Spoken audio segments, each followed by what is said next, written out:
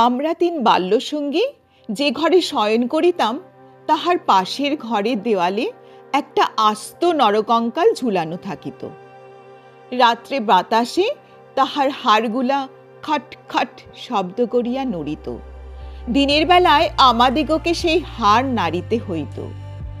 আমরা তখন পণ্ডিত মহাশয়ের নিকট মেঘনাদ বধ এবং ক্যাম্বেল স্কুলের এক ছাত্রের কাছে অস্থিবিদ্যা পড়িতাম।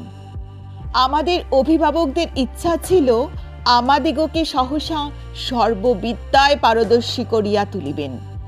তাহার অভিপ্রায় কতদূর সফল হইয়াছে যাহারা আমাদিগকে জানেন তাহাদের নিকট প্রকাশ করা বাহুল্য, আর যাহারা জানেন না তাহাদের নিকট গোপন করাই শ্রেয়। তাহার পর বহু কাল অতীত হইয়াছে। ইতিমধ্যে সেই ঘর হইতে কঙ্কাল এবং আমাদের মাথা হইতে অস্থিবিদ্যা কোথায় স্থানান্তরিত হইয়াছে অন্বেষণ করিয়া জানা যায় না। অল্পদিন হইল একদিন রাত্রে কোনো কারণে অন্যত্র স্থানাভাব হওয়াতে আমাকে সেই ঘরে শয়ন করিতে হয়। অনভ্যাসবশত ঘুম হইতেছে না। এপাশ ওপাশ করিতে করিতে গির্জার ঘড়িতে বড় বড় ঘণ্টাগুলা প্রায় সব কটা বাজিয়া গেল।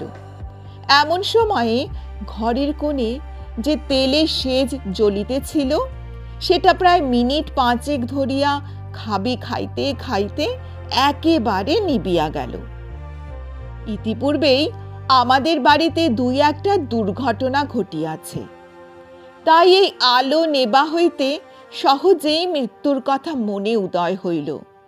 মনে হইল এই যে রাত্রে 2 প্রহরে একটি দীপশিখা চিরান্ধকারে মিলাইয়া গেল, প্রকৃতির কাছে ইহাও যেমন, আর মানুষের ছোট ছোট প্রাণ শিখা কখনো দিনে কখনো রাত্রে হঠাৎ নিবিয়া বিস্মৃত হইয়া যায়, তাহাও তেমনি। ক্রমে সেই কঙ্কালের কথা মনে পড়িল। তাহার জীবিতকালের বিষয় কল্পনা করিতে করিতে সহসা মনে হইল একটি চেতন পদার্থ অন্ধকারে ঘরের দেয়াল হাতড়াইয়া আমার মশারির চারিদিকে ঘুরিয়া ঘুরিয়া বেড়াইতেছে। তাহার ঘন ঘন নিঃশ্বাসের শব্দ শোনা যাইতেছে।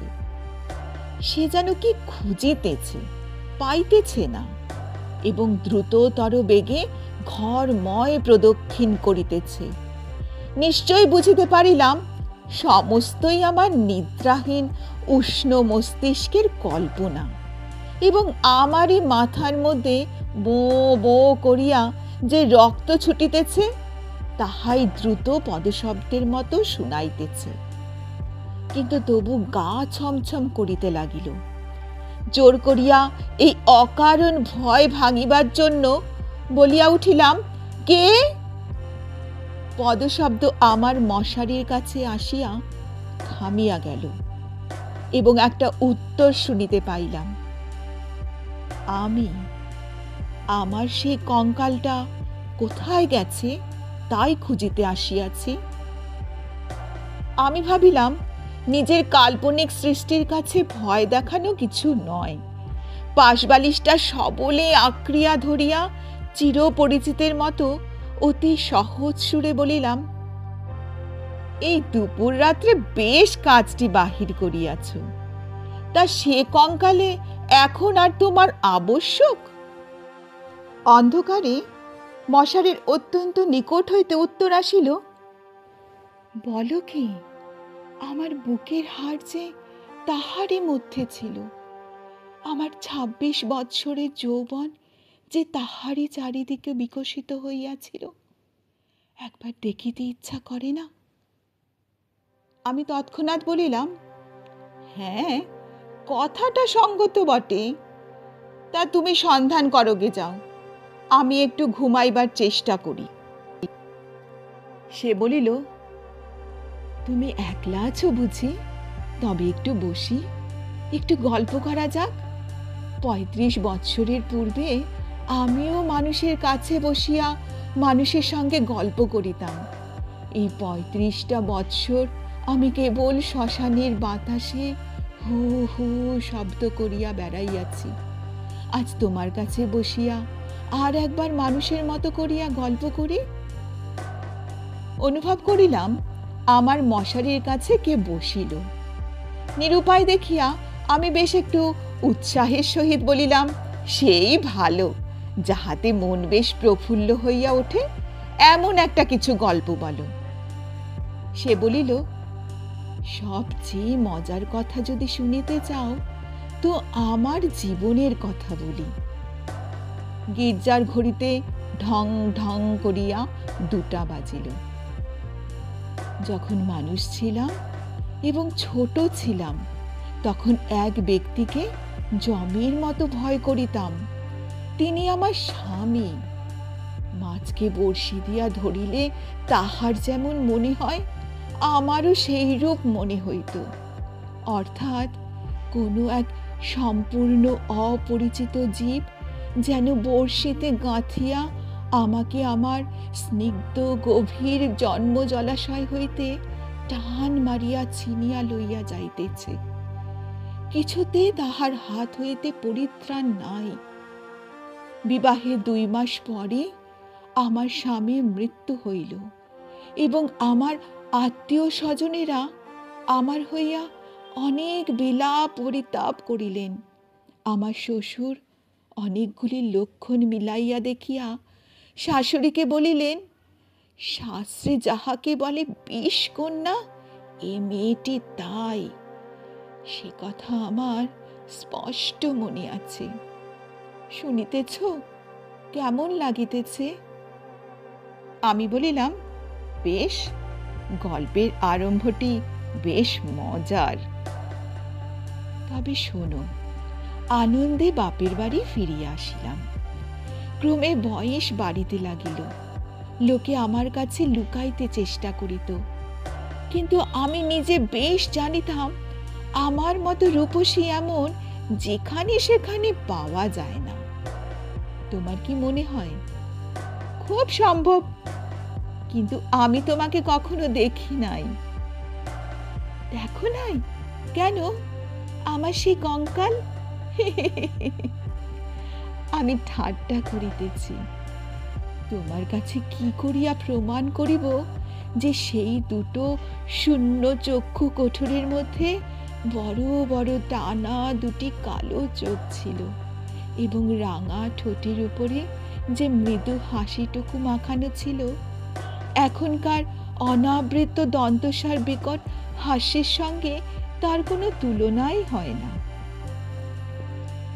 এবং সেই কয়খানা দীর্ঘ শুষ্ক অস্থিখণ্ডের ওপর এত লালিত্য, এত লাবণ্য, যৌবনের এত কঠিন কোমল নিটল পরিপূর্ণতা প্রতিদিন প্রস্ফুটিত হইয়া উঠিতেছিল। তোমাকে তাহা বলিতে গেলে হাসি পায় এবং রাগও ধরে। আমার সেই শরীর হইতে যে অস্থিবিদ্যা শিখা যাইতে পারে তাহা তখনকার বড় বড় ডাক্তারেরাও বিশ্বাস করিত না। আমি জানি একজন ডাক্তার তাহার কোনো বিশেষ বন্ধুর কাছে আমাকে কনক চাপা বলিয়াছিলেন এবং তাহার অর্থ এই পৃথিবীর আর সকল মনুষ্যই অস্থিবিদ্যা এবং শরীরতত্ত্বের দৃষ্টান্ত স্থল ছিল। কেবল আমি সৌন্দর্যরূপী ফুলের মতো ছিলাম।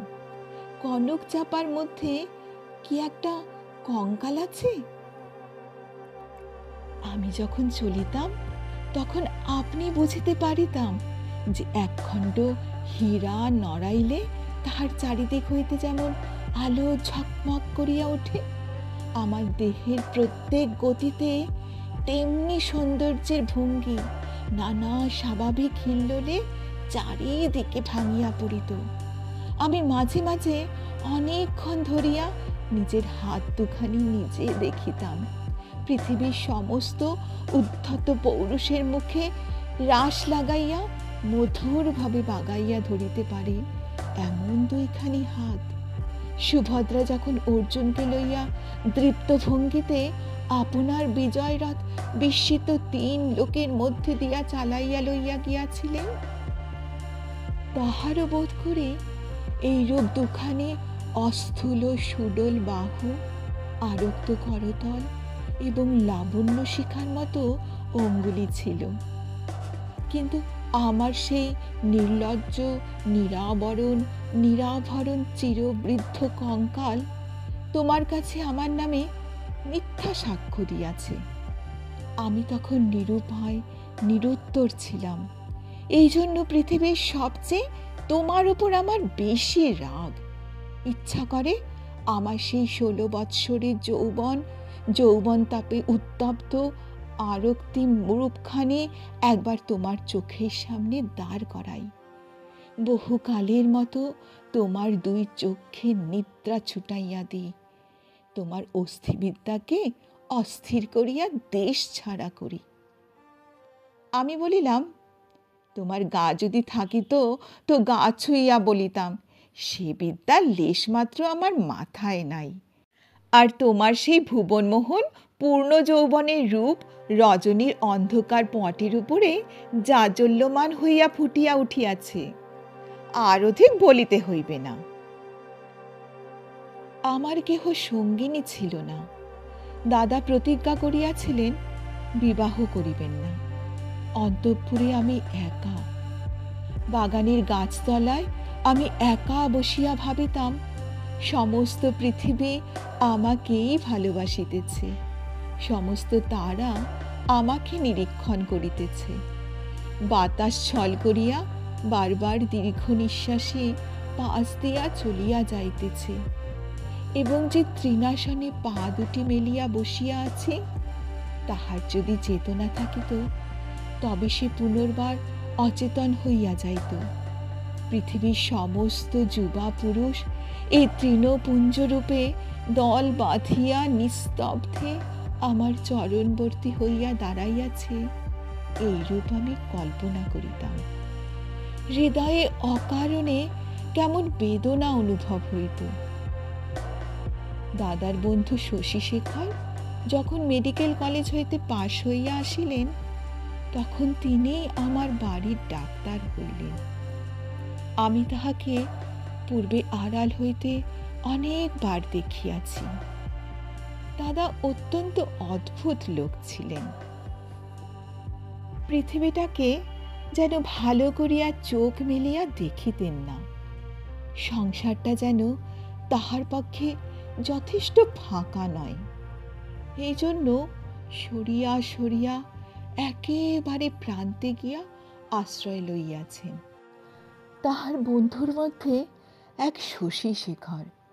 এই জন্য বাহিরের যুবকদের মধ্যে আমি এই শশীশেখরকেই সর্বদা দেখিতাম, এবং যখন আমি সন্ধ্যাকালে পুষ্পতরুতলে সম্রাজ্ঞীর আসন গ্রহণ করিতাম, তখন পৃথিবীর সমস্ত পুরুষ জাতি শশীশেখরের মূর্তি ধরিয়া আমার চরণাগত হইত।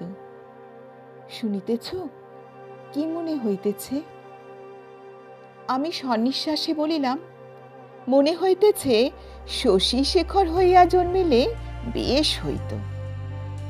আগে সবটা শোনো। একদিন বাদলার দিনে আমার জ্বর হইয়াছে। ডাক্তার দেখিতে আসিয়াছেন। সেই প্রথম দেখা। আমি জানালার দিকে মুখ করিয়াছিলাম। সন্ধ্যার লাল আভাটা পড়িয়া রুগ্ন মুখের বিবর্ণতা যাহাতে দূর হয়। ডাক্তার যখন ঘরে ঢুকিয়াই আমার মুখের দিকে একবার চাহিলেন, তখন আমি মনে মনে ডাক্তার হইয়া কল্পনায় নিজের মুখের দিকে চাহিলাম। সেই সন্ধ্যাকালে কোমল বালিশের উপরে একটি ঈষৎ ক্লিষ্ট কুসুম পেলব মুখ অসংযমিত চূর্ণ কুন্তল ললাটের ওপর আসিয়া পড়িয়াছে, এবং লজ্জায় আনমিত বড় বড় চোখের পল্লব কপলের উপর ছায়া বিস্তার করিয়াছে। ডাক্তার নম্র মৃদু স্বরে দাদাকে বলিলেন, একবার হাতটা দেখিতে হইবে। আমি গাত্রাবরণের ভিতর হইতে ক্লান্ত সুগোল হাতখানি বাহির করিয়া দিলাম। একবার হাতের দিকে চাহিয়া দেখিলাম, যদি নীলবর্ণ কাঁচের চুড়ি পরিতে পারিতাম তো আরো বেশ মানাইত। রোগীর হাত লইয়া নারী দেখিতে ডাক্তারের যা এমন ইতস্তত ইতিপূর্বে কখনো দেখি নাই। অত্যন্ত অসংলগ্নভাবে কম্পিত অঙ্গুলিতে নারী দেখিলেন। তিনি আমার জ্বরের উত্তাপ বুঝিলেন। আমিও তাহার অন্তরের নারী কিরূপ চলিতেছে কতকটা আভাস পাইলাম। বিশ্বাস হইতেছে না? আমি বলিলাম, অবিশ্বাসের কোনো কারণ দেখিতেছি না। মানুষের নারী সকল অবস্থায় সমান চলে না। কালক্রমে আরও ২-৪বার রোগ ও আরোগ্য হইবার পরে দেখিলাম আমার সেই সন্ধ্যাকালের মানস সভায় পৃথিবীর কোটি কোটি পুরুষ সংখ্যা অত্যন্ত হ্রাস হইয়া ক্রমে একটিতে আসিয়া ঠেকিল। আমার পৃথিবী প্রায় জনশূন্য হইয়া আসিল। জগতে কেবল একটি ডাক্তার এবং একটি রোগী অবশিষ্ট রহিল। আমি গোপনে সন্ধ্যাবেলায় একটি বাসন্তী রঙের কাপড় পরিতাম, ভালো করিয়া খোঁপা বাঁধিয়া মাথায় একগাছি বেলফুলের মালা জড়াইতাম, একটি আয়না হাতে লইয়া বাগানে গিয়া বসিতাম। কেন? আপনাকে দেখিয়া কি আর পরিতৃপ্তি হয় না? বাস্তবে কি হয় না? কেননা আমি তো আপনি আপনাকে দেখিতাম না।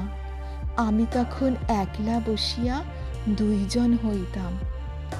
আমি তখন ডাক্তার হইয়া আপনাকে দেখিতাম, মুগ্ধ হইতাম এবং ভালোবাসিতাম এবং আদর করিতাম। অথচ প্রাণের ভিতর একটা দীর্ঘ নিঃশ্বাস সন্ধ্যা বাতাসের মতো হু হু করিয়া সেই হইতে আমি আর একলা ছিলাম না। যখন চলিতাম নত নেত্রে চাহিয়া দেখিতাম পায়ের অঙ্গুলিগুলি পৃথিবীর উপরে কেমন করিয়া পড়িতেছে এবং ভাবিতাম এই পদক্ষেপ আমাদের নূতন পরীক্ষোত্তীর্ণ ডাক্তারের কেমন লাগে। মধ্যাহ্নে জানালার বাহিরে ঝাঁ ঝাঁ করিত, কোথাও সারা শব্দ নাই।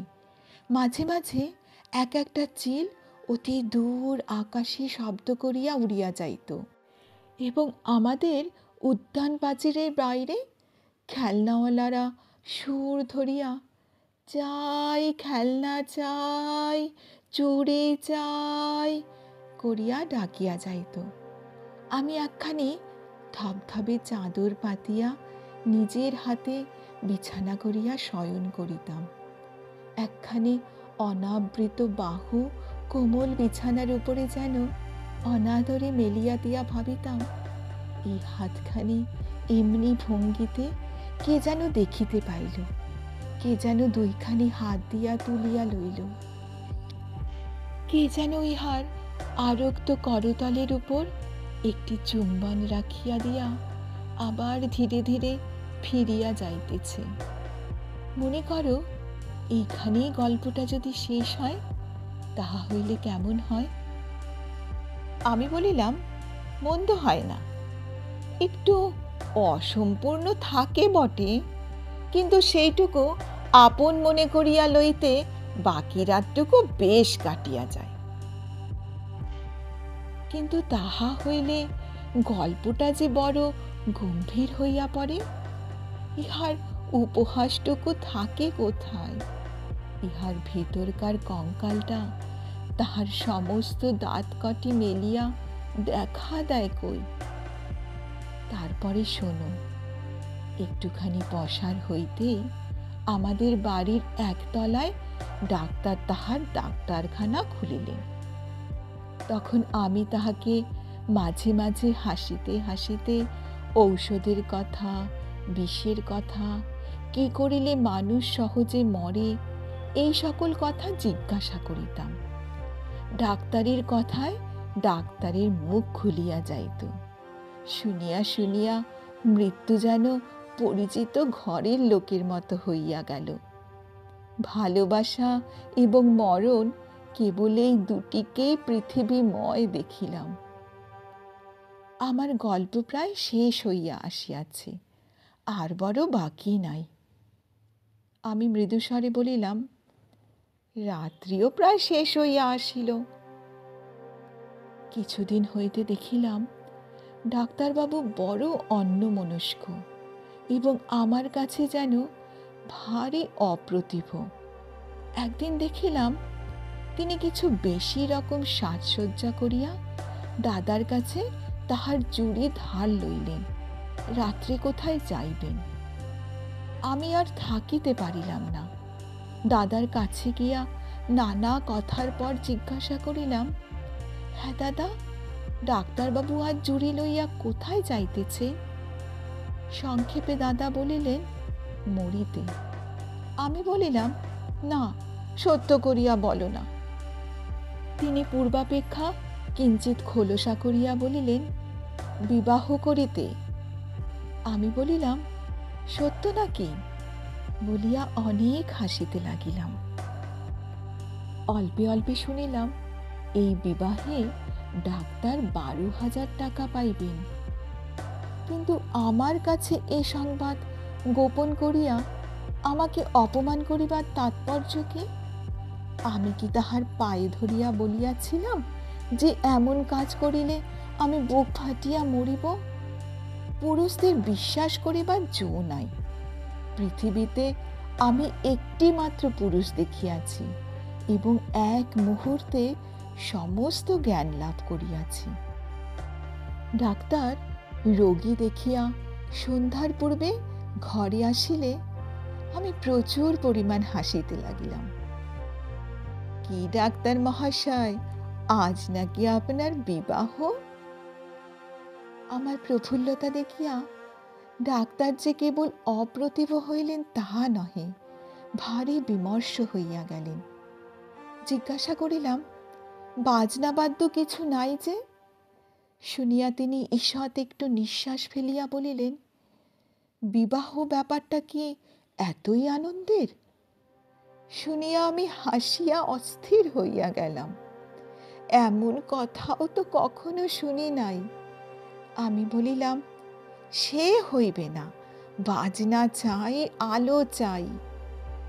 দাদাকে এমনই ব্যস্ত করিয়া তুলিলাম যে দাদা তখনই রীতিমতো উৎসবের আয়োজনে প্রবৃত্ত হইলেন। আমি কেবলই গল্প করিতে লাগিলাম। বধূ ঘরে আসিলে কি হইবে, কি করিব জিজ্ঞাসা করিলাম। আচ্ছা ডাক্তার মহাশয়, তখনও কি আপনি রোগীর নাড়ি টিপিয়া বেড়াইবেন? যদিও মানুষের, বিশেষত পুরুষের মনটা দৃষ্টিগোচর নয়, তবু আমি শপথ করিয়া বলিতে পারি কথাগুলি ডাক্তারের বুকে শেলের মতো বাজিতেছিল। অনেক রাত্রে লগ্ন। সন্ধ্যাবেলায় ডাক্তার ছাতের ওপর বসিয়া দাদার সহিত 2-1 পাত্র মদ খাইতেছিলেন।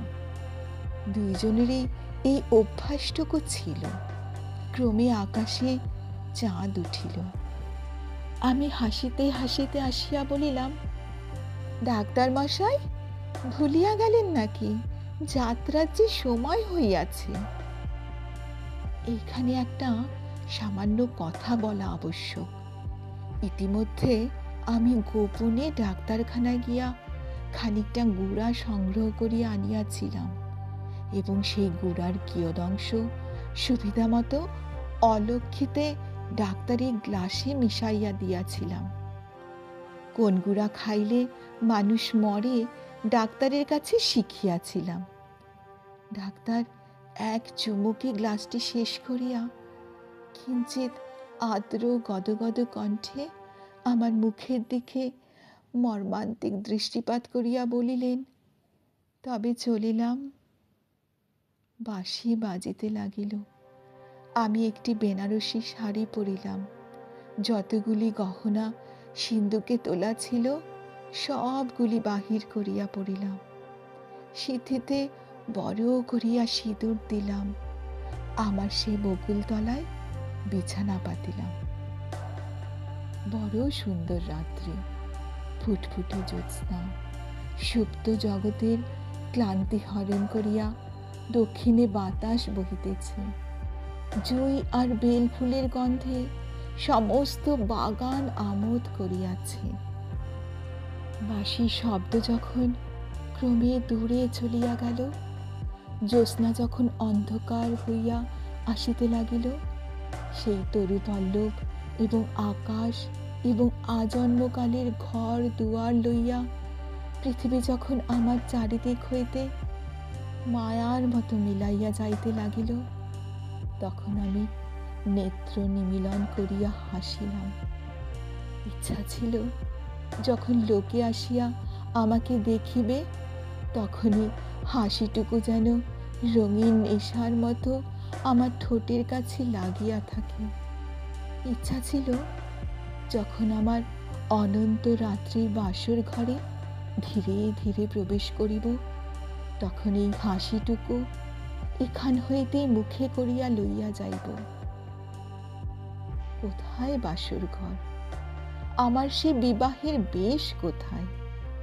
নিজের ভিতর হইতে একটা খট খট শব্দে জাগিয়া দেখিলাম আমাকে লইয়া 3টি বালক অস্থিবিদ্যা শিখিতেছে। বুকের যেখানে সুখ দুঃখ ধুকপুক করিত এবং যৌবনের পাপড়ি প্রতিদিন একটি একটি করিয়া প্রস্ফুটিত হইত, সেইখানে বেত্র নির্দেশ করিয়া কোন অস্থির কি নাম মাস্টার শিখাইতেছে।